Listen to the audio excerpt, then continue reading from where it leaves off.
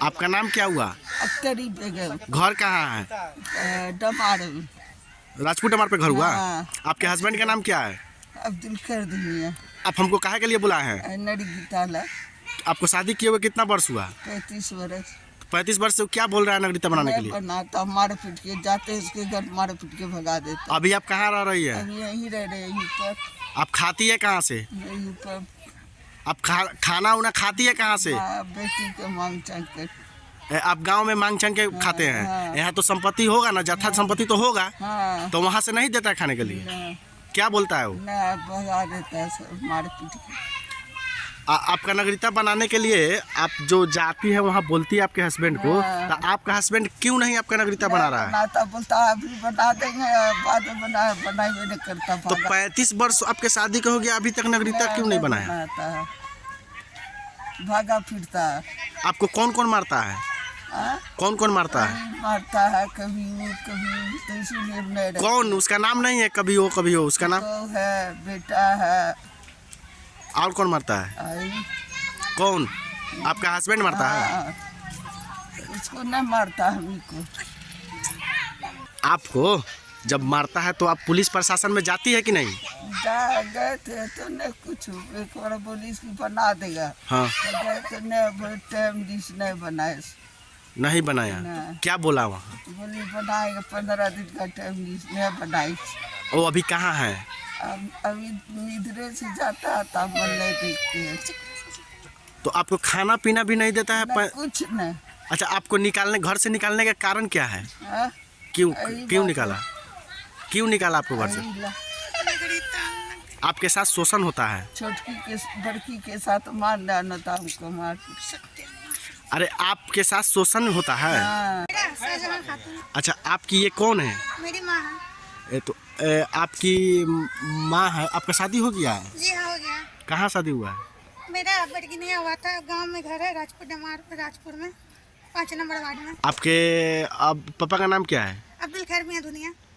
तो आपके माँ का जो समस्या अभी सुनाई है नागरिकता के विषय में, तो आप तो इसकी लड़की है, आपको तो पूरा बैकग्राउंड मालूम होगा। जी हाँ। तो आपके माँ के साथ क्या क्या आपका पिताजी करते हैं?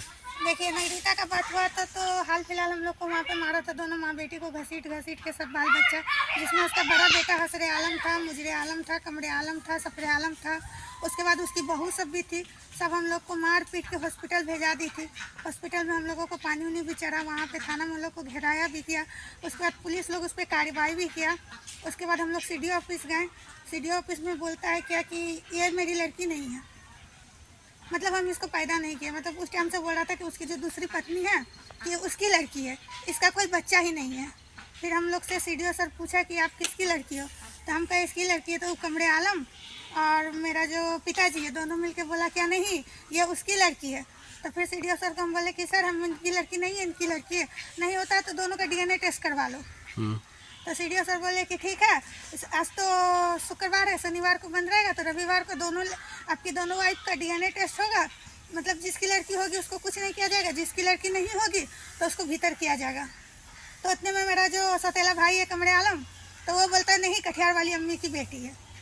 तो फिर भी बुढ़वा क्या बोलता है, नहीं हमको मतलब 1 महीना का टाइम दो, हम प्रूफ कर देंगे इसकी बेटी नहीं है। तो हम बोले सर 1 महीना का नहीं है, हमको एक घंटा का प्रूफ दो, हम पूरा कटिहार का प्रूफ देंगे। हम जहाँ पोसार पला अपने मामा मामी का, वहाँ से सारा लोग गवाही देगा, राजपुर का पूरा लोग गवाही देगा कि हम किसकी लड़की हैं। तो इस तरह से वहाँ से आया। तो फिर मेरी मम्मी को कटिहार लेकर गया। कटिहार ले जाने के बाद पूरा वहाँ से प्रूफ बनाया।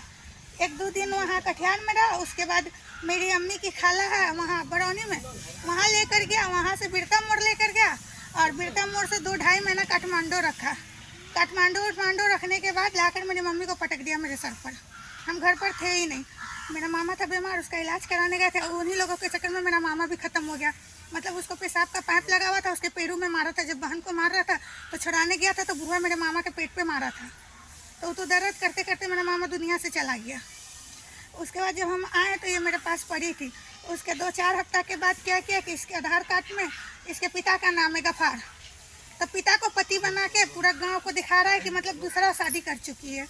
और किसी बस का या ट्रेन का फ़ोटो को घर में एडिट कर दिया है कि देखो दूसरा आदमी से शादी की है, उसकी पत्नी है। तो अगर वो मर्द है तो वो प्रूफ करे वो आदमी को लाकर यहाँ पर कि हाँ मेरी माँ शादी की है। अच्छा है, आपका किसके नाम से बना है? नूरनेसा के नाम से बना हुआ है।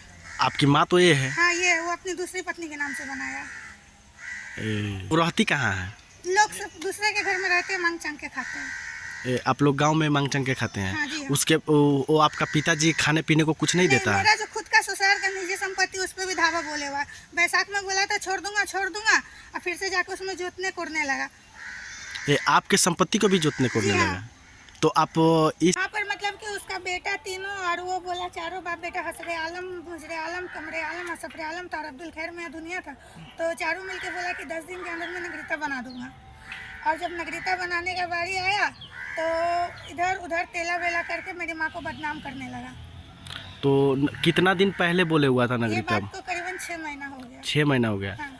अच्छा, प्रशासन को आप इस माध्यम से आप क्या कहना चाहती है? प्रशासन को हम यही कहना चाहते हैं कि जो सही बात है उसके पर इंसाफ करें, मतलब कि लोग के बहकावे पे ना जाए। और जो उनको कागज़ पत्र चाहिए, अगर मेरी माँ शादी नहीं की, हम उसका भी प्रूफ लाए हैं।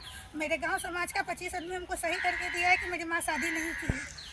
अगर अब्दुल खैर मर्द है तो मर्द की तरह बात करें कि हम उसकी मेरी माँ अगर शादी की है तो वो आदमी को प्रूफ करे, वरना घर में मौगी की तरह चूड़ी पहन के बैठा रहे। अच्छा, आप उस घर में रहने जाती है आप लोग, तो वो आप लोग के साथ कैसा बिहेव करता है? हम लोगों को जैसे कि रोड पर का कोई कुत्ता घर में घुस जाता हो और मिलास से मार के निकालता हो, बस उसी तरह से व्यवहार करता है।